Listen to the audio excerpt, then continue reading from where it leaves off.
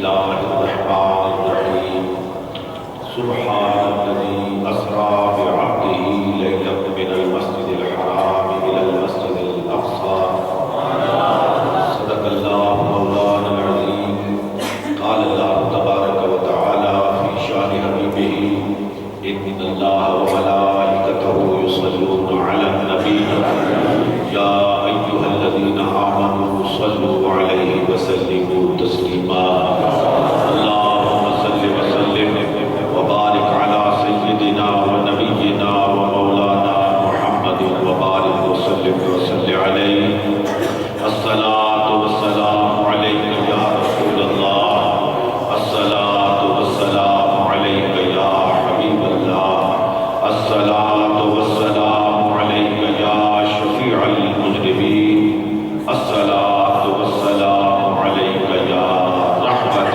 للعالمين.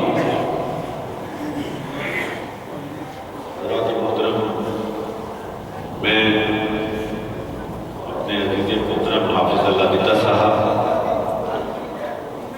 حاجی صاحب صاحب اور جملہ انتظامیہ اور موڑا نگڑیال کے تمام مرد و زن کو مبارکباد پیش کرتا ہوں کہ حسب روایت اللہ رب العالمین نے انہیں اپنے فضل و کرم سے نوازا اور آج موسم کی خرابی کے باوجود، مجھے معلوم نہیں کہ خراب ہو یا اچھا کر،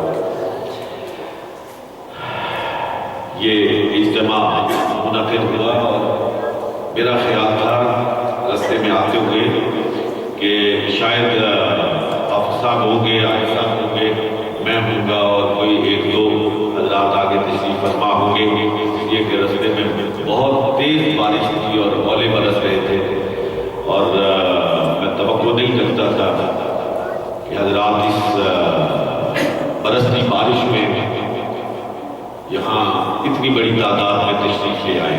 اللہ رب العالمین ہم سب کے آنے جانے کو قبول فرما دے. میرا ارادہ تھا کہ یہاں تفصیلی گفتگو کروں گا اور میں نے غالباً آج صبح اشتہار دیکھا تو اس پر جو عنوان تھا وہ معراج النبی صلی اللہ علیہ وسلم کا تھا اور یہ استقبال معراج ہی ہے. ابھی اگلا مہینہ رجب شریف کا آنے والا ہے اور اسی ماہ مقدس میں سید الرسول خاتم الانبیاء جناب محمد رسول اللہ صلی اللہ علیہ وآلہ وسلم کو معراج نصیب ہوئی. لیکن ہماری یونیورسٹی کے جو صدر ہیں ان کی والدہ کا انتقال ہوا ہے اور نماز عصر کے بعد ان کی نماز جنازہ ہے اور میں مصمم ارادہ رکھتا ہوں کہ اس نماز جنازہ میں شریک ہو جاؤں. اس لیے انتہائی اختصار کے ساتھ 15 منٹ میں اپنی گفتگو کو مکمل کرنے کی کوشش کروں گا. حضرات محترم، آپ تاریخ کے دو مناظر کو سامنے رکھیں.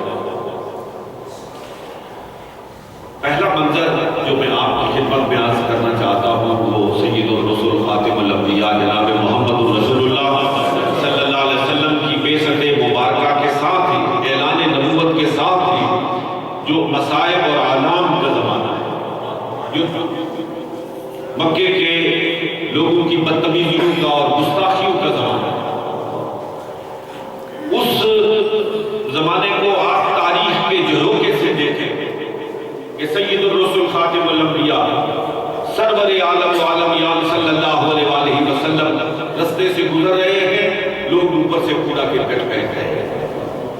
پیغمبر اعظم و آخر صلی اللہ علیہ وآلہ وسلم جس گلی سے گزرتے ہیں اور کچھ لوگ ہیں جو ان کی گلی میں کانٹے بچھا رہے ہیں اور پھر وہ منظر تو کئی مرتبہ آپ نے سنا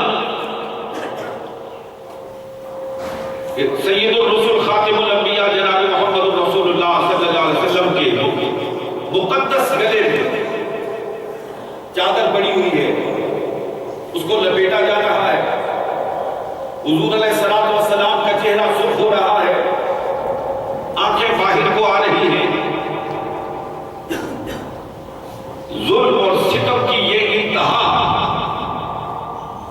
فلک بھی دیکھ رہا ہے اور تاریخ آج زمانے کو دکھا رہی ہے. طائف کا بازار ہے. محمد عربی صلی اللہ علیہ وسلم دعوت توحید و رسالت دے رہے ہیں اور اس علاقے کے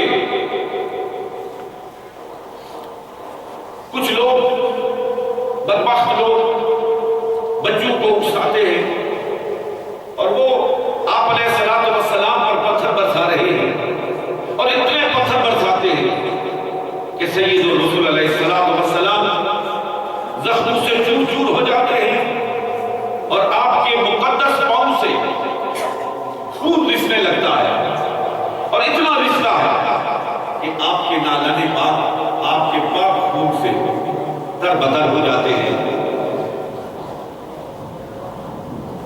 یہ وہ ساری کیفیت ہے جو محمد رسول اللہ صلی اللہ علیہ وسلم برداشت فرماتے ہیں. لیکن تبع نبوت میں کتنا بوجھ ہوتا. حضور علیہ السلام کے مزاج مبارک پر کس قدر گہرے زخم آئے ہوئے کہ میں جن کو اپنے ہاتھوں سے بنائے ہوئے خداؤں سے ہٹا کر خدائے واحد کی پرستش کی دعوت دے رہا ہوں وہ مجھ پر پتھر برسا دے. میں جن کی خیر خواہی کر رہا ہوں وہ مجھے گالیاں دے رہے ہیں. میں جن کے لیے رحمتوں للعالمین بنا کے بھیجا گیا ہوں وہ میرے لازمے میں کانٹے بچھا رہے ہیں.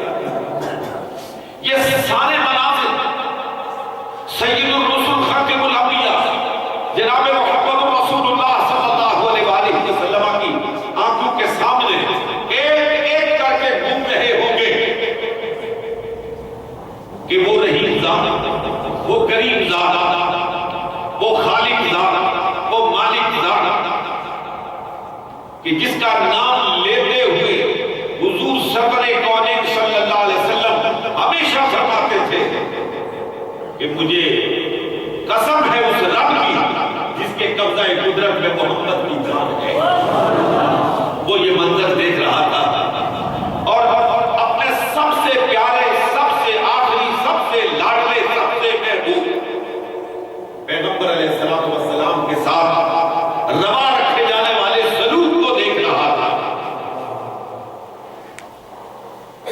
اور میں یہ عالم تصور کی بات کر رہا ہوں.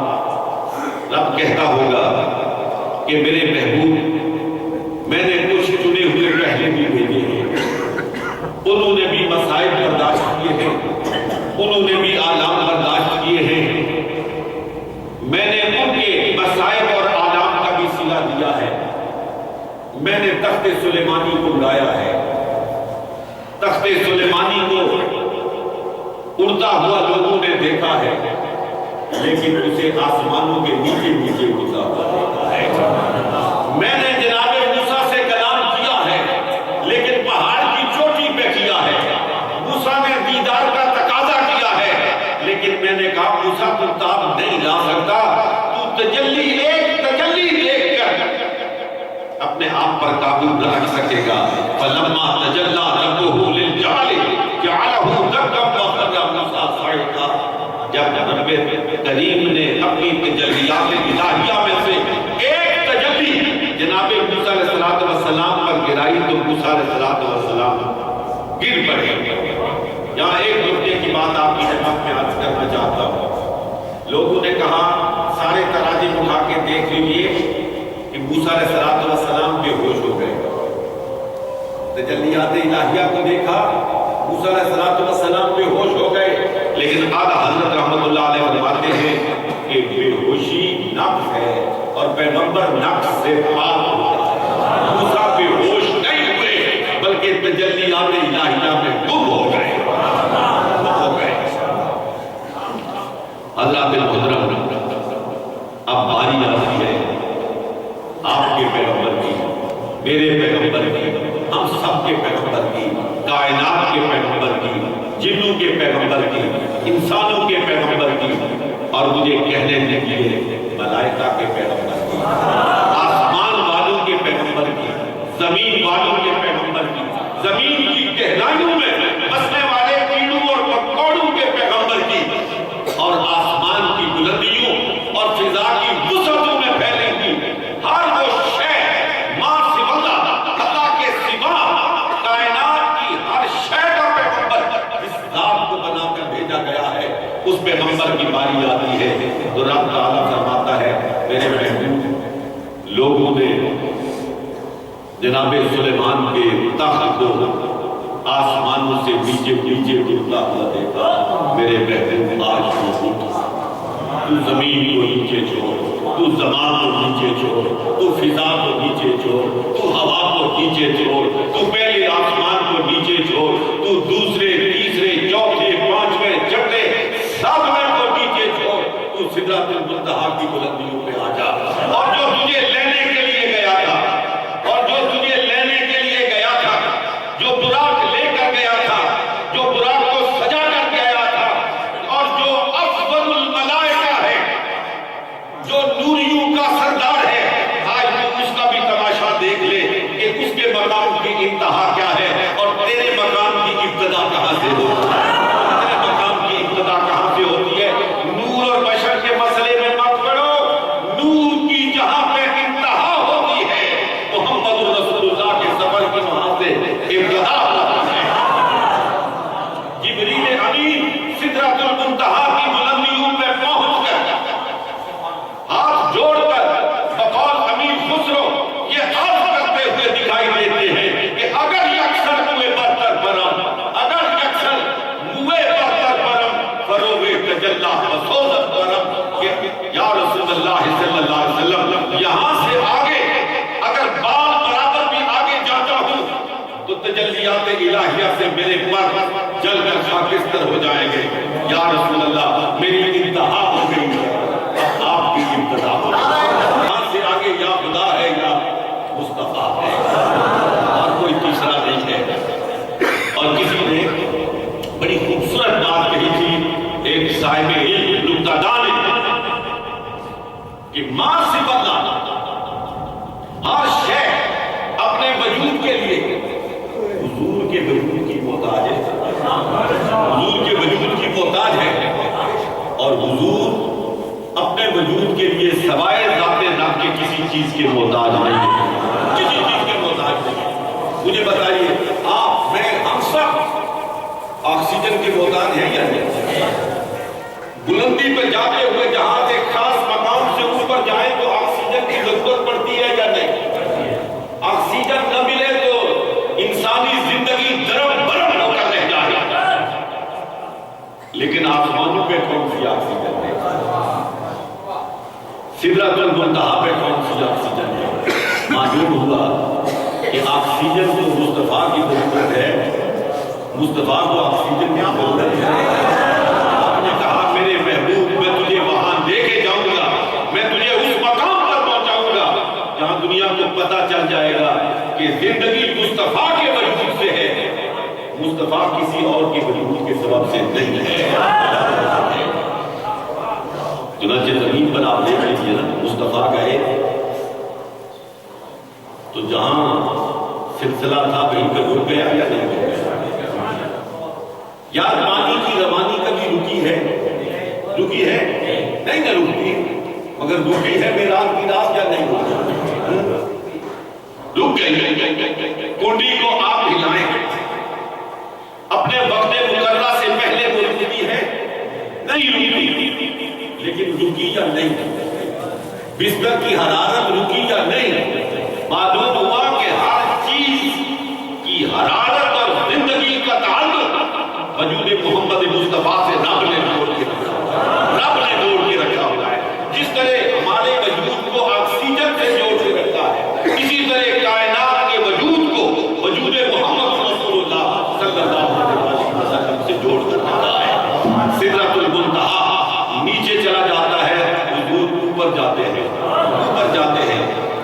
اور لوگ بس کر جاتے ہیں کہ عرش اولیٰ پہ چلے، یہی ہے نا کہ عرش اولیٰ پہ چلے۔ حضور عرش پہ پہنچ گئے، لیکن پھر ادن منی کی تفسیر کیا کرو؟ ادن منی کی صدا پہ تم کیا صدا لگاؤ گے؟ حضور عرش پہ پہنچے گا تو رب نے کہا کہ لوگ کہیں گے کہ باقی چیزوں سے تو حضور مستغنی ہو گئے، عرش کے تو پھر بھی محتاج رہے، اس لیے کہ عرش پہ قدم جمانے کو موقع نہ ملتا تو حضور کہاں ٹھہرتے۔ جب حضور عرش پہ پہنچے نا تو رب کی آواز آئی خود نورنی، میرے محبوب اس عرش کو بھی پیچھے چھوڑ دے، اور زیادہ قریب آ جا۔ محمد مصطفیٰ صلی اللہ علیہ وسلم اس مقام پر پہنچے کہ جس مقام کا حواس ادراک نہیں کر سکتے، اور قرآن نے کہا ما زاغ البصر وما طغى، جی بھر کے دیکھا، سیر ہو گئے، اور اس انداز سے دیکھا کہ آنکھ بھی نہیں جھپکی، اور قرآن کہتا ہے دنا فتدلی فکان قاب قوسین او ادنی، اتنے قریب ہو گئے کہ اللہ اور اللہ کے رسول کے درمیان 2 کمانوں کا فاصلہ باقی رہ گیا، 2 کمانوں کا فاصلہ باقی رہ گیا۔ حضرات محترم، لوگوں نے کہا 2 روایات آتی ہیں، یہ کچھ نوجوان تشریف فرما ہیں، میں ان کی نظر کرنا چاہتا ہوں۔ 2 روایات آتی ہیں، ایک حضرت عائشہ سیدہ طیبہ طاہرہ رضی اللہ تعالی عنہا، اور ایک روایت حضرت ابی معاویہ سے۔ حضرت ابی معاویہ سے پوچھا گیا کہ رسول اللہ صلی اللہ علیہ وسلم کو یہ جو مقام بلند نصیب ہوا، معراج کا مقام حاصل ہوا، تو یہ جسمانی تھا یا روحانی تھا؟ انہوں نے کہا یہ سارا منظر خواب کا تھا۔ حضرت عائشہ سے پوچھا گیا، انہوں نے کہا حضور کی روح کو لے جایا گیا، جسم کو نہیں لے جایا گیا۔ تفصیل کا وقت نہیں، دونوں روایات پر جرح و تعدیل کرنے والوں نے کہا کہ ابی معاویہ کہ اس ارشاد کی توثیق اس لیے نہیں کی جا سکتی کہ جس وقت واقعہ معراج ہوا تھا اس وقت وہ ابھی ایمان ہی نہیں لائے تھے، وہ اس وقت صاحب ایمان نہیں تھے، وہ تو فتح مکہ کے موقع پر ہوا، وہ اس وقت ایمان ہی نہیں لائے۔ اور حضرت عائشہ صدیقہ رضی اللہ تعالی عنہا یہاں پہ آ کے بہت سے لوگ ٹھٹھل کر رہ جاتے ہیں کہ حضور کی زوجہ محترمہ یہ بیان دے رہی ہے، لیکن معلوم ہے اس وقت حضور کی زوجہ محترمہ کی عمر کیا تھی؟ اس وقت معراج نصیب ہوئی اس وقت ان کی عمر 4 سال تھی، اور ان کی نہ شادی ہوئی تھی، نہ نکاح ہوا تھا، نہ حضور کے عقد میں آئی تھی، نہ حضور کے گھر میں آئی تھی، اس لیے ان کے اس بیان پر علماء نے توجہ نہیں دی۔ ایک چھوٹی سی بچی کہ اس بیان کو جو محرم راز نبوت اس وقت تک بنی ہی نہیں تھی، کیسے اعتبار کیا جائے جبکہ اس کی تائید کرنے والے ابو بکر صدیق، جب اس کی تائید کرنے والے فاروق اعظم ہیں، جب اس کی تائید کرنے والے عثمان غنی ہیں، جب اس کی تائید کرنے والے علی المرتضیٰ ہیں، اور میں پوچھنا چاہتا ہوں کہ کبھی خوابوں کی تعبیر، کبھی خوابوں کی تصدیق کرنے والا بھی صدیق بنا ہے؟ خوابوں کی تصدیق کرنے والا بھی کبھی صدیق بنا ہے؟ ارے یہ محمد رسول اللہ صلی اللہ علیہ وسلم کا اپنے جسم کے ساتھ جاگتی آنکھوں کے ساتھ آسمانوں کی سیر پہ جانا، اور تمام انبیاء کی امامت کرنا، اور پھر عرش اولیٰ پہ جانا، اور پھر واپس آ کے صحن حرم میں بیٹھ کر اس واقعے کی ایک ایک جز کو بیان کرنا۔ میں یہ پوچھنا چاہتا ہوں ان اہل علم سے جو اسے خواب کہتے ہیں کہ اگر خواب میں گئے تھے تو خواب میں تو میں بھی مدینے جاتا ہوں، خواب میں تو آپ کو بھی مدینہ نظر آتا ہے، خواب میں تو آپ کو بھی مکہ نظر آتا ہے، مجھے بھی مکہ نظر آتا ہے، اور اگر میں اور آپ یہاں موڑے کی مسجد میں بیٹھ کر یہ بیان کریں کہ میں نے خواب دیکھا ہے اور مدینہ طیبہ کی زیارت ہوئی ہے، تو کوئی مجھ سے پوچھے گا کہ مجھے بتاؤ باب السلام کس طرف ہے، مجھے بتاؤ باب جبریل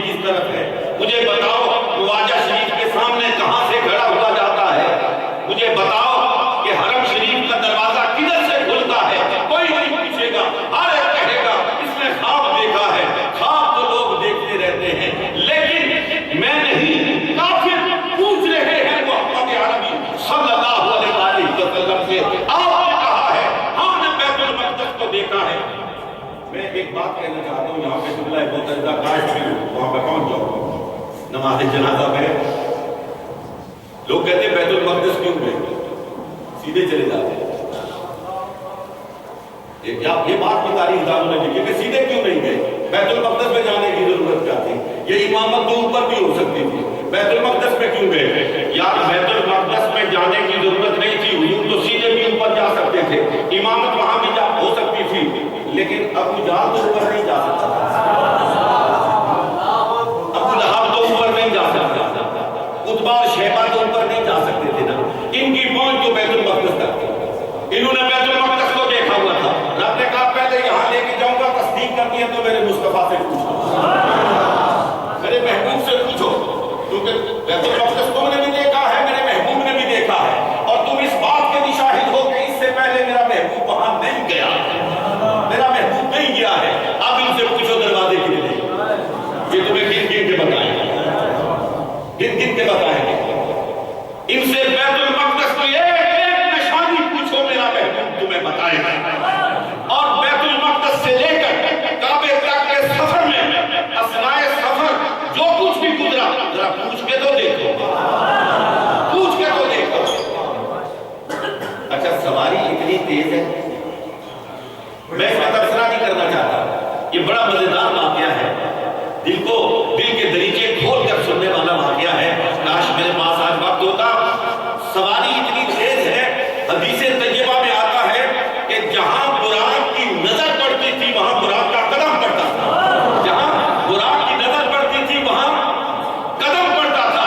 लेकिन रास्ते में ऊंट बिदक रहा है, मोहम्मद उसको भी देख, ऊंट बिदक रहा है, मोहम्मद रसूलुल्लाह सल्लल्लाहु अलैहि वसल्लम उसको भी देख रहे हैं।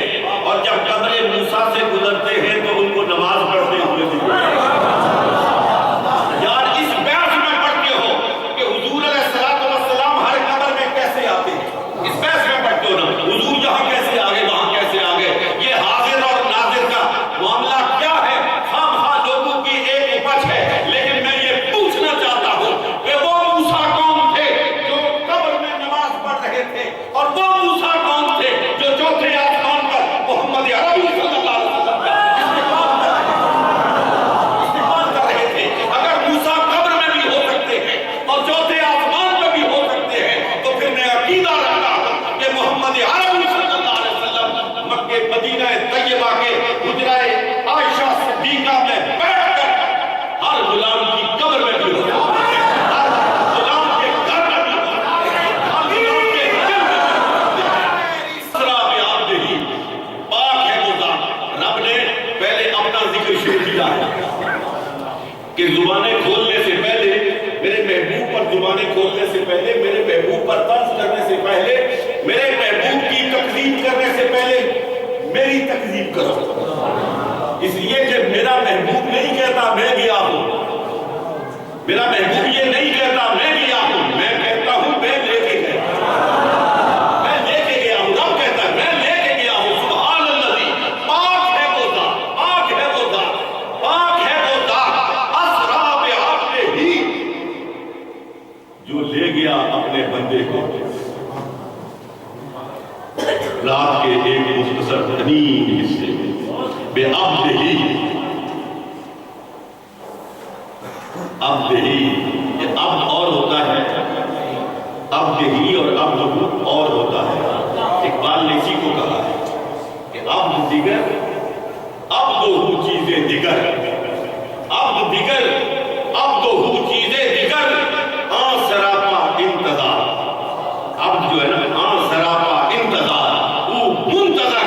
अब्द और होता है, अब्द हु और होता है। अब्द वो होता है जो उसका इंतजार करता है, और अब्द हु वो होता है जिसका वो इंतजार किया करता है। अब्द वो होता है, अब्द वो होता है जो फरिश्तों